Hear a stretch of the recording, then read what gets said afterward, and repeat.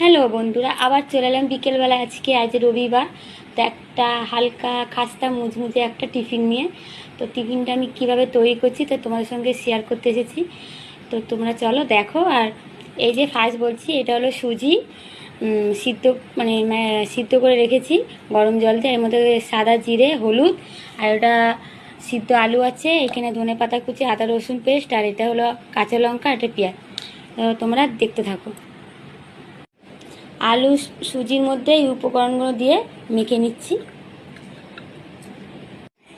এরকম ফাইনালি এরকম গোল গোল করে। আর এই যে বিস্কুটের গুঁড়ো আর এই যে ডিম আছে এর মধ্যে কেমন করে করছি দেখ। এবারে বিস্কুটের গুঁড়োটা মাখিয়ে আর ডিমেতে মাখিয়ে ফাইনালি এরকম রেডি হয়েছে। আর এই যে তেল গরম হচ্ছে, তোমাদের দেখাচ্ছি বাদে। ফাইনালি রেডি, পুরো ডিমের মতন দেখতে হচ্ছে। আর এই যে সসের সঙ্গে খাবো, দারুণ একটা বিকেলে নাস্তা। Bye bye.